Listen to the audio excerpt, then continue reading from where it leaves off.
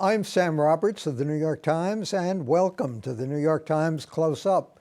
This week, I'll talk to Mark Dunkelman, the author of Why Nothing Works. We'll discuss his perspective on public policy and why so many major reforms fall short.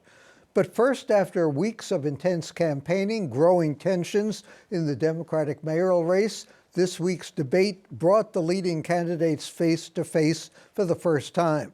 Joining us from Albany, New York Times reporter Grace Ashford. Grace has been reporting on the donors shaping Cuomo's campaign and the progressive push in Albany led by Zoran Mamdani. Grace, welcome, and thank you for joining us. You watched that debate Wednesday night. Did it change any minds, do you think? It's a good question. I think it really gave the opportunity for several candidates who have been polling very low or maybe have been struggling with fundraising and getting their message out to introduce themselves to voters. I've been hearing a lot from, sort of regular non-political folk about Michael Blake, who a former state representative from the Bronx, who was really aggressive on the debate stage, really took every moment to, swing very hard at frontrunner Andrew Cuomo, and got a couple of pretty good lines in. But in terms of the actual dynamics of the race, I think it's going to be really difficult. Former Governor Cuomo is leading really substantially, and that hasn't changed since he's entered the race. Zoran Mamdani, the progressive state assemblyman, has also really pulled away from the pack. And I think it would be difficult, I think, for any one debate, one evening to totally change that. But, we've started to see some movement, perhaps. We'll see. With all the candidates, all his 8 rivals picking on him, does that elevate Andrew Cuomo or knock him down? It's a really good question. I think it depends on, obviously, how he responds to that attention and that criticism. At times, he appeared somewhat frustrated, kind of annoyed almost. Too much of that, and voters can feel like, what, is it, below this guy to answer the questions of a governor? At the same time, if he takes the opportunity, as he also did, to just highlight his record, to project a kind of stability and, kind of calm, that could also, bolster this other sense of him that he is this person, unique among the other candidates who really, knows his way around state government and can be a real asset to the city. Grace, tell us about Assemblyman Mamdani. He is number 2 in the polls, for whatever they're worth, in a ranked choice election. Who is he? And you talk about the fact that he hasn't introduced or passed much legislation in Albany. He was really intent on moving Albany to the left. Did he move it? How did he succeed? Why has he had some influence up there? Zoran Mamdani was elected in 2020, and so he's been in the state assembly since 2021, which is a pretty short period of time, compared to Andrew Cuomo's decades in state government, compared to the life experiences of City Council Speaker Adrienne Adams, or any other number of candidates on stage. He's 33 years old, and he has a really adept, kind of savvy campaign that has really motivated a lot of young people. He makes some pretty funny videos, but they're also very informative, and it's been a very serious campaign. And so I think the other thing is, because he is progressive, he's very far to the left, and he has been endorsed by the Democratic Socialists of America, which is the sort of... And by working families and by Alexandria Ocasio-Cortez. Big exactly pluses right. This week, presumably. Yes, indeed. That last one was an endorsement that was hard sought by many candidates.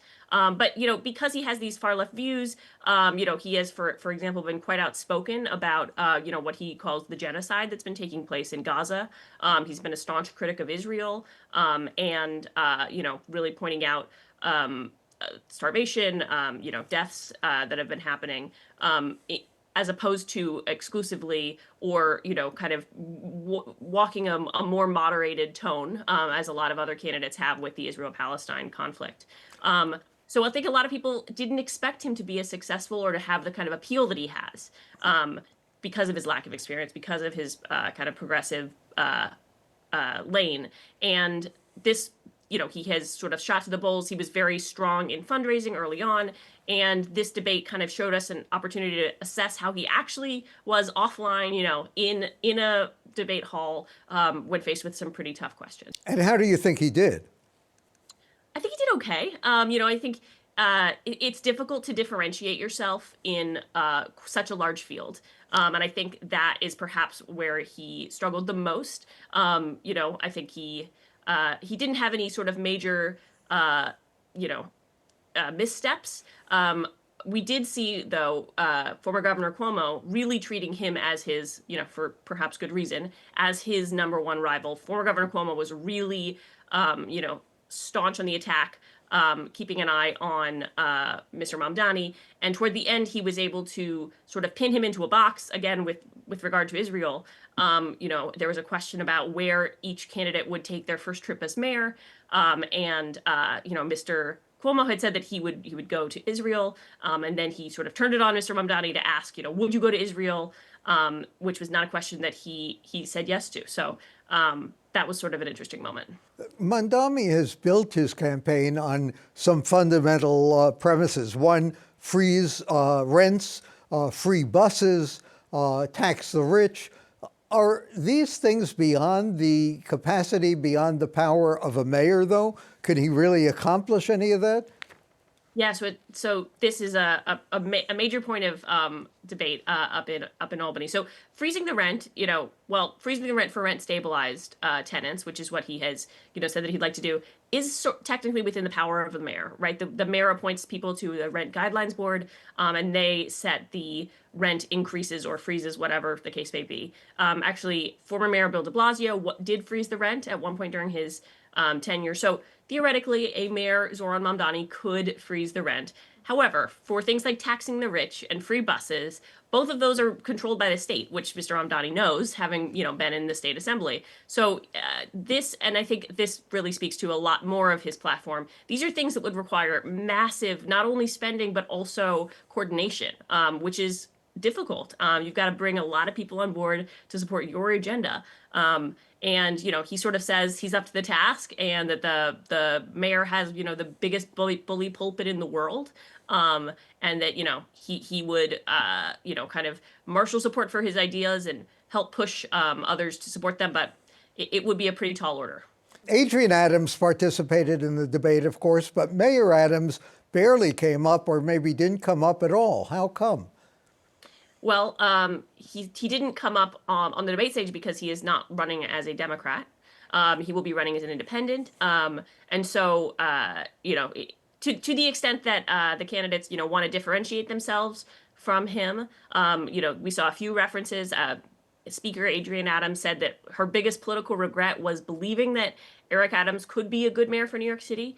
But, I think between his kind of corruption scandals and his struggling poll numbers, the candidates feel like New Yorkers are perhaps already moving away from the current mayor on their own, and that their energies would be better suited, attacking the frontrunner, Andrew Cuomo. You and Ben Oreskes in Albany for the Times have been writing a lot about the super PAC that Andrew Cuomo has, raising a good fortune for him. Is any of the voters concerned about all that money and where it's coming from? Or do they assume candidates are going to be relatively independent regardless of where they get their contributions?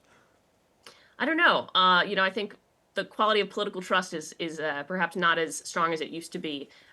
So I do think it's fair for voters to look at where fundraising is coming from. My colleague Nicholas Fandos actually had a really wonderful story about this super PAC. It's called Fix the City, and it's I think already kind of broken all sorts of fundraising records supporting Andrew Cuomo. Mr. Cuomo, this is not a huge surprise. He was a fundraising juggernaut when he was the governor, and as mayor, he has a lot of these existing relationships. But some of his rivals, like Mr. Mamdani and Adrienne Adams, etc., have sort of tried to turn that on its head and make it a liability. Saying that he would be a mayor who was, in the pocket of big interest. This is a common refrain.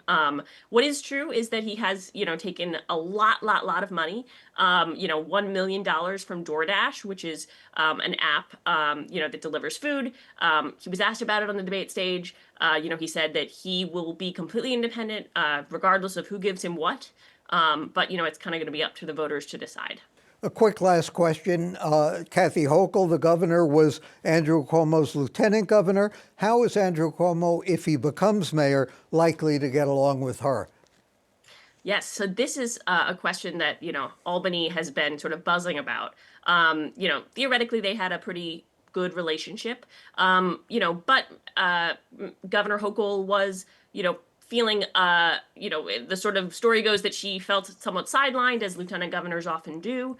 And, when former Governor Cuomo stepped down, she was really ready to sort of take up the spotlight and, make her presence known.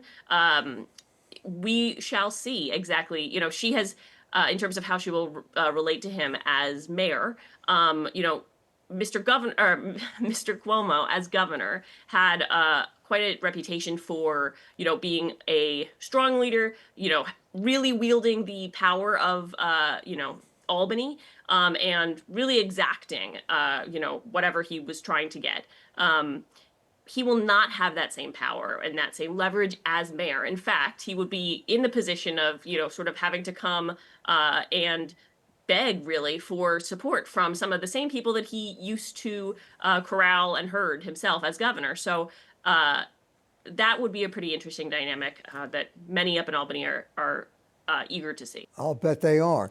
Thanks to Grace Ashford of the New York Times, coming to us from Albany. Coming up next, Mark Dunkelman on why America struggles to deliver big projects, why nothing works.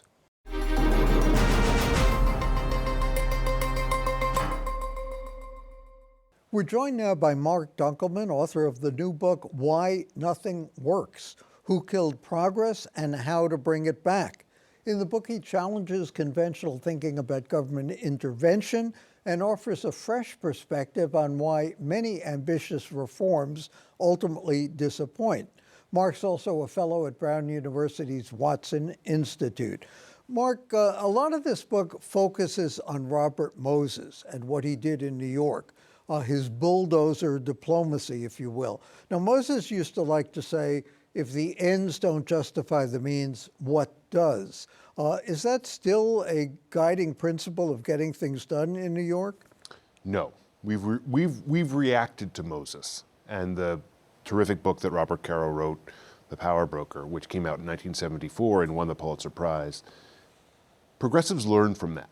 They took from it that in too many cases, they were powerful individuals and powerful institutions that ordinary people couldn't touch, that were making decisions and imposing them from above.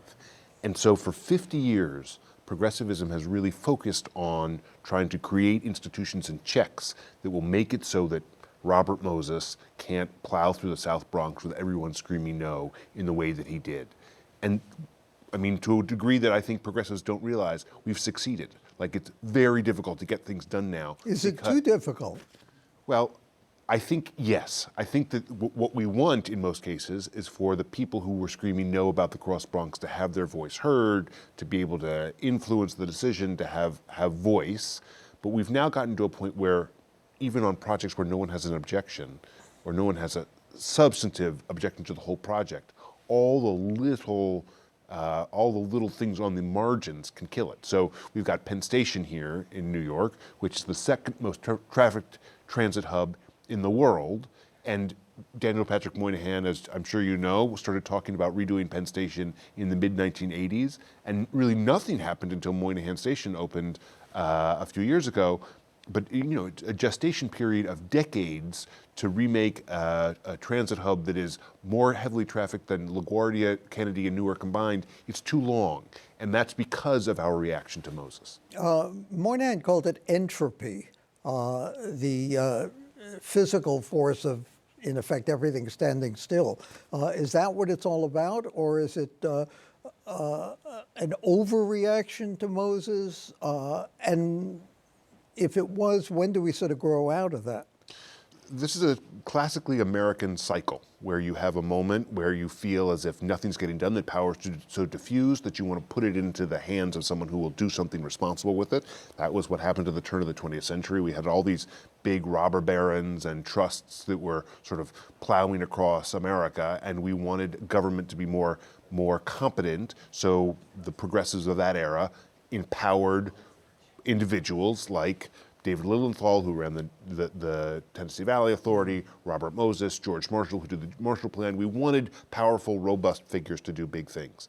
Then we got to the 1960s and 70s, and we got books like The Power Broker and a whole bunch of other things that were evidence that the establishment of old wasn't competent.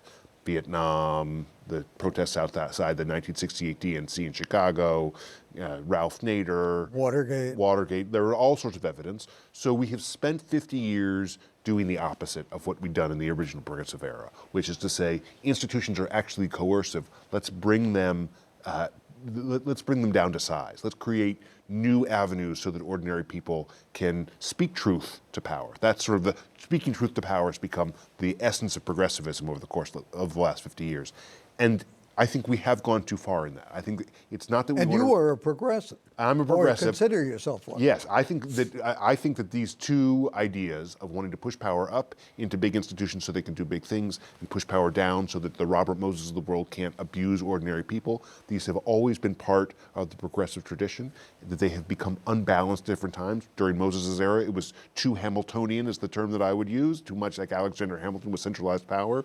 Today we're too Jeffersonian in the sense that everyone can say no to almost anything, and it's too hard for that reason to build high-speed rail, too hard to get clean energy from the places where it's generated to the places where it would be used, too hard to build housing. That's why we have a housing crisis. It's too easy now to say no, and we need to have some deliberative process where people aren't ramrodded with ideas they don't like, but that they can't just say no because they don't like it when it would clearly benefit the broader public. We've seen people in public office who have done things, have accomplished things. Dan Doctoroff, the former deputy mayor, certainly.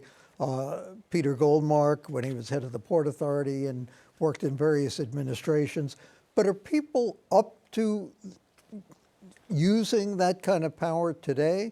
I mean, I look back at having covered the fiscal crisis in the 70s, and you had a civic leadership, you had union leaders, you even had bankers, you certainly had politicians who stood up and got together and solved the crisis in ways that obviously affected a lot of people and hurt some people, but we moved beyond a fiscal crisis. Are those people around today, or has globalization and the antagonism toward power diffused all of that, and nobody could actually get up and do that today? You couldn't have a Robert Moses today, even if he was unfettered. Well, you had this era where Robert Moses had unfettered power, and now we're at sort of the opposite end of the spectrum where power is so diffused that no one can get anything done. And you want to find some combination of those two, some balance of those two, so that things can get done, but not everything gets done. The tricky part here is that if you're going to build a high-speed rail line, that line is going to go through a community that doesn't want it.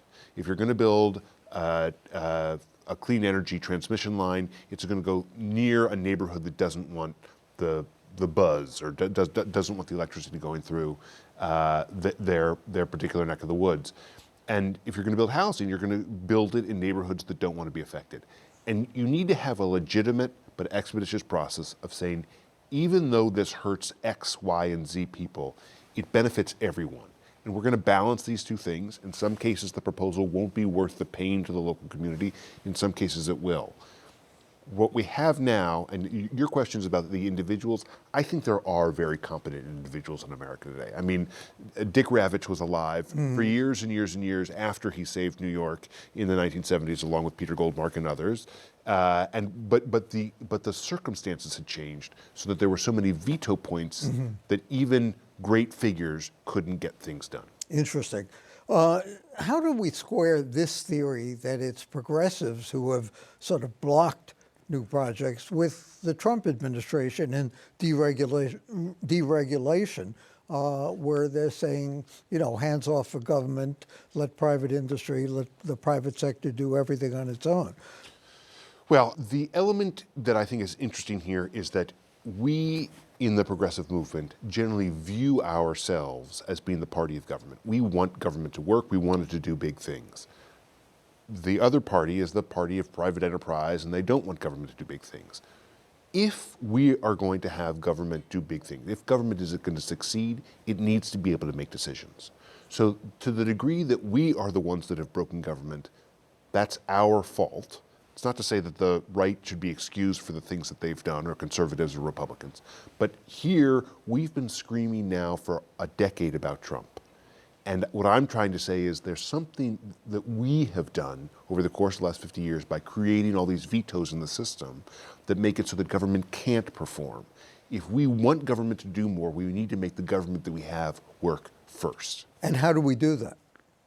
Well, we go back to first principles. We go back and look at, progressives at the turn of the 20th century saw the same problem, which was that power was too diffused, and thought to themselves, how do we re-empower institutions to do things expeditiously? How do we get a minimum wage and a Federal Trade Commission and regulate the railroads? How do we create institutions that work? Too often, Democrats don't even ask that question.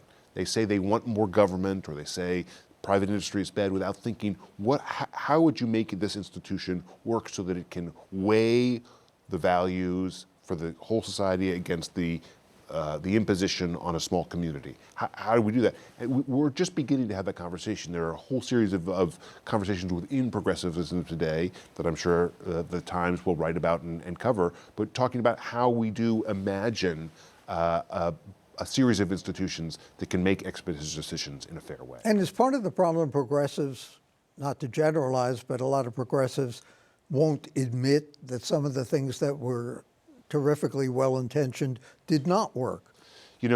What's so interesting, Robert Caro wrote this book in 1974, The Power Broker, about Robert Moses.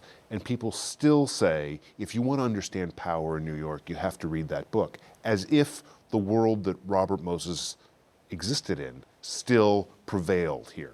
It doesn't. It's a completely different world. Power has been distributed in different ways. And so we need to have, we don't need to ignore the power broker. The power broker has a lot to teach us, but we need to recognize that a lot has happened since then.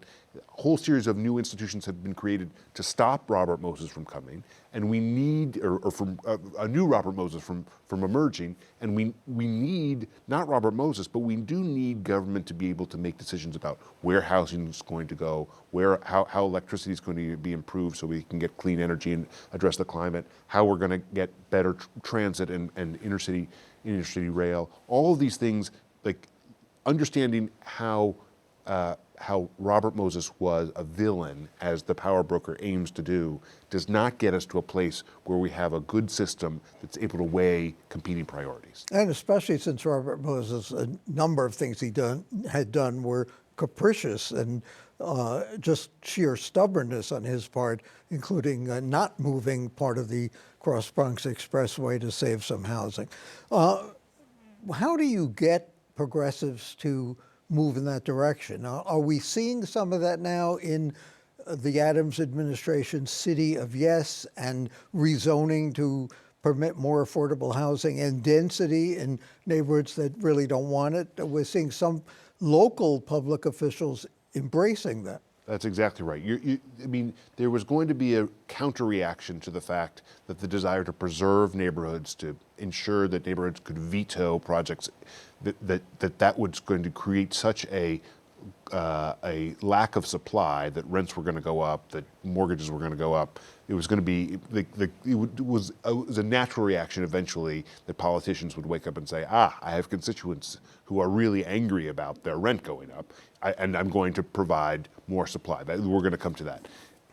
I think that we are beginning to have, in the wake of the disaster of the 2024 election, real conversations among ourselves about our broader approach to governing.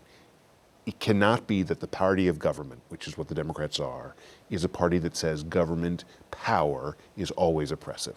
And that's sort of been our mindset for several decades. There are cases where we need government to be able to function, to make decisions that aren't popular. Moses did that. He used his discretion. Probably he had too wide a berth. But we've now made it so that people feel completely tied in, that it's not It's not exciting to go into public service today because you know you're going to be tied in, you're going to be scared of the court, you're going to be scared of a regulator, you're going to be scared of a legislator screaming at you. And so people who would normally in previous generations have wanted to go into public service because they knew they were going to get to build the bridge or solve this big problem or create a new park know that those jobs aren't exciting. We need to make public service exciting again.